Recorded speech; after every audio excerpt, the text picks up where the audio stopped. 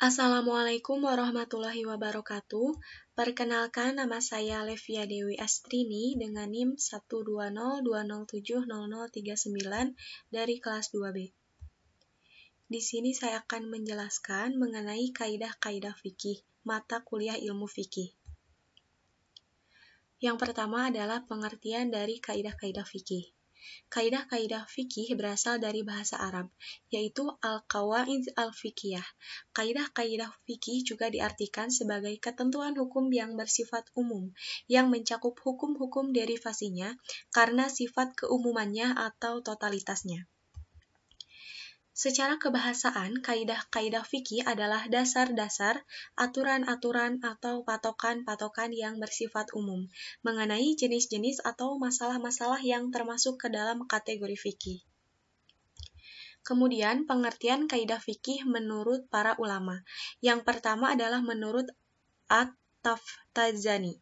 Kaidah adalah hukum yang bersifat umum atau kuli yang mencakup seluruh bagian-bagiannya atau juz'i, di mana hukum yang juz'i itu menjadi bagian dari hukum yang umum. Menurut An-Nadwi mengutip dari At-Tahanawi mengatakan bahwa kaidah adalah sesuatu yang bersifat umum mencakup seluruh bagian-bagiannya, manakala hukum dari bagian-bagian sebelumnya itu telah diketahui. Kemudian terdapat 3 dasar yang menjadi landasan hukum bagi kaidah fikih. Yang pertama adalah kaidah fikih yang bersumber dari Al-Quran. Kemudian yang kedua, kaidah fikih yang berasal dari As-Sunnah. Kemudian yang ketiga, kaidah fikih yang berdasarkan ijma' para sahabat. Materi selanjutnya adalah arti penting sejarah kaidah-kaidah fikih. Yang pertama adalah mengetahui kesungguhan para ulama dalam menciptakan pengetahuan tentang kaidah-kaidah fikih. Yang kedua, kesungguhan para ulama dapat dijadikan sebagai iktibar atau pelajaran yang berharga, sehingga dapat mendorong kita untuk melanjutkan usaha keras mereka. Kemudian yang terakhir adalah kaidah-kaidah fikih yang telah dirumuskan oleh para ulama di masa yang lalu dapat langsung dimanfaatkan dalam menghadapi persoalan hukum Islam kontemporer. Selanjutnya, ada periode pembentukan kaidah-kaidah fikih. Periode yang pertama adalah periode Rasulullah dan sahabat. Dikemukakan oleh Al-Khudri dan Abdul Wahab Khalaf bahwa Nabi dan para sahabat telah meninggalkan asas-asas pembinaan hukum Islam, yaitu yang pertama adalah Adam al-Haraj. Adam al-Haraj yaitu prinsip meniadakan kepicikan dan tidak memberatkan. Kemudian yang kedua adalah Taklil at-Takalif. Taklil at-Takalif ini adalah kelanjutan dari prinsip yang sebelumnya, yaitu prinsip menyedikitkan beban. Allah melarang kaum muslimin memperbanyak pertanyaan tentang hukum yang belum ada, yang berakibat akan memberatkan mereka sendiri, sebagaimana telah dijelaskan di dalam Al-Quran Surat Al-Ma'idah ayat 101. Kemudian selanjutnya adalah At-Tadrij fi at-Tashri', yang mengartikan bahwa hukum Islam ditetapkan secara bertahap seperti aturan hukum sholat, hukum zakat, puasa, haji, pengharaman riba dan khamar, semuanya ditetapkan secara bertahap menyesuaikan dengan kondisi umat Islam pada masa itu. Kemudian yang terakhir adalah musyawarah bimasolih an-nas, yang mengartikan bahwa penetapan suatu hukum haruslah sejalan dengan kemaslahatan manusia, baik individu maupun masyarakat. Penjabaran dari prinsip ini terdapat 3 kriteria dalam penetapan hukumnya, yaitu yang pertama, hukum yang ditetapkan harus benar-benar untuk kemaslahatan manusia. Yang kedua, ditetapkan oleh pihak berwenang atau memiliki otoritas sehingga dapat mengikat seluruh lapisan masyarakat. Dan yang terakhir, ditetapkan sesuai dengan kebutuhan. Kemudian periode yang kedua adalah periode kodifikasi. Adibas mengkodifikasi sejumlah 17 kodifikasi dan dilanjutkan oleh Al-Kharhi yang menambahkan 20 kodifikasi pada abad ke-3 Hijriah. Kemudian pada abad ke-5 Hijriah, Ad-Dabusi mengkodifikasikan beberapa kaidah fikih yang dituangkan dalam bukunya yang berjudul Taqsis al-Nazr. Pada abad ke-7 Hijriah, Muhammad ibnu Ibrahim al-Hajar, Ij ad-Din ibnu As-Salam, Muhammad ibnu Abdullah ibnu Rashid al-Bakhri, Al-Imam al-Juzaim, Sihabuddin, Abi al-Abbas, Ahmad ibnu Idris al-Qarafi telah mengkodifikasi sejumlah 548 kaidah fikih dalam bukunya yang berjudul Al-Furuq. Kemudian pada abad ke-10 Hijriah, Zainal Abidin al-Mishri, Imam As-Suyuti dengan karya monumentalnya yang berjudul Al-Ashbah wa Al-Nazair. Itu adalah contoh-contoh dari kaidah-kaidah fikih pada periode kodifikasi. Selanjutnya, periode yang ketiga adalah periode modern.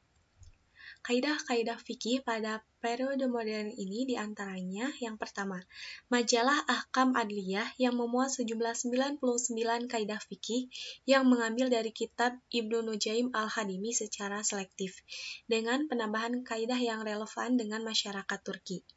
Kemudian yang kedua, Al-Fawaid al-Bahiyah fi al-Qawaid al-Fiqhiyah, karya Sayyid Muhammad Hamzah, seorang mufti dari Damaskus yang telah mengkodifikasi kaidah-kaidah fikih dengan sistematika fikih dalam kitabnya. Kemudian yang ketiga, Daur al-Qawaid al-Fiqhiyah fi Istinbat al-Ahkam al-Syariyah wa Tatbiqat fi al-Qadaiyah al-Mutajaddidah, karya Sayyid Agil Hussein al-Munawwar, ulama dari Indonesia. Selanjutnya adalah pembahasan mengenai kaidah-kaidah fikih induk. Kaidah induk yang pertama adalah segala perkara tergantung dengan niatnya. Kaidah ini berasal dari beberapa nas-nas di dalam Al-Quran dan hadis. Kaidah-kaidah induk yang pertama ini memiliki beberapa kandungan, yaitu yang pertama tujuan niat, yang kedua hukum Islam bidang ibadah dan bidang muamalah dalam arti luas, kemudian yang ketiga segala amal perbuatan manusia. Kemudian, kaidah induk yang kedua adalah keyakinan tidak dapat dihilangkan dengan keraguan. Kaidah ini menjelaskan tentang al-yakin atau keyakinan dan asyak atau keraguan. Al-yakin berarti sesuatu yang pasti berdasarkan pemikiran yang mendalam atau berdasarkan dalil. Kemudian asyak berarti sesuatu yang keadaannya belum pasti atau mutaraddid, antara kemungkinan adanya dan tidak adanya. Sulit untuk dipastikan mana yang lebih kuat dari salah satu kedua kemungkinan tersebut. Selanjutnya adalah kaidah induk yang ketiga, mengenai kesulitan mendatangkan kemudahan. Kaidah ketiga ini menjelaskan jika dalam melaksanakan suatu ketentuan syara mukallaf menghadapi kendala dalam bentuk kesulitan dan kesempitan yang melebihi batas-batas kemampuan yang wajar, maka kesulitan tersebut secara otomatis melahirkan ketentuan yang bersifat keringanan. Berikut ini adalah cabang-cabang dari kaidah induk yang ketiga. Rusuh-rusuh atau keringanan itu tidak dapat dikaitkan dengan kemaksiatan, dan rusuh-rusuh itu tidak dapat dikaitkan dengan keraguan. Kemudian, kaidah induk yang keempat ini mengenai kemudaratan itu hendaklah dihilangkan. Kaidah ini sangat berperan dalam pembinaan hukum Islam, terutama untuk menghindari berbagai kemudaratan dalam kehidupan masyarakat. Oleh karena itu, hukum Islam membolehkan pengembalian barang yang telah dibeli karena cacat, mengajarkan hiyar dalam jual beli, mengajarkan perwalian untuk membantu orang yang tidak cakap, mengajarkan hak syuf'ah bagi tetangga, dan juga hukum Islam mengajarkan adanya hukum qisas, hudud, kafarat, ganti rugi atau diyat, membolehkan penguasa memenangi kaum bugat atau pemberontak, dan lain-lain. Kemudian, kaidah induk yang kelima adalah adat kebiasaan itu dapat ditetapkan sebagai hukum. Tradisi atau adat sangat berperan dalam pembentukan dan pengembangan hukum Islam. Adanya berbagai aliran hukum dalam sejarah sesungguhnya juga karena andil adat istiadat masyarakat setempat. Berikut adalah cabang-cabang dari kaidah induk yang kelima ini. Sesuatu yang dikenal berdasarkan urf seperti sesuatu yang diisyaratkan berdasarkan suatu syarat. Ketentuan dengan dasar urf sama dengan ketentuan dengan dasar nas. Sesuatu yang telah dikenal di kalangan para pedagang seperti syarat yang berlaku di antara mereka. Pembahasan selanjutnya adalah tentang kaidah-kaidah fikih cabang. Kaidah-kaidah fikih cabang ini terbagi menjadi 3. Yang pertama, kaidah al-qaliliyah yang memiliki cakupan terbatas bahkan cenderung sangat sedikit.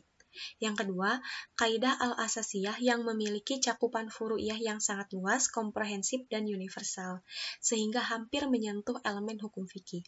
Dan yang ketiga, kaidah aglabiyah, kaidah yang memiliki cakupan furu' yang sangat luas, tetapi tidak seluas cakupan kaidah al-asasiyah. Selanjutnya, manfaat mempelajari kaidah-kaidah fikih. Yang pertama, mengetahui prinsip-prinsip umum fikih. Yang kedua, lebih mudah untuk menetapkan hukum bagi masalah-masalah yang dihadapi. Yang ketiga, arif dan bijaksana dalam menerapkan materi-materi dalam waktu dan tempat yang berbeda. Yang keempat, teori-teori fikih yang ditetapkan para ulama berlandaskan Al-Quran dan As-Sunnah. Yang kelima, mempermudah dalam menguasai materi hukum. Yang keenam, membantu menjaga dan menguasai persoalan-persoalan yang banyak diperdebatkan.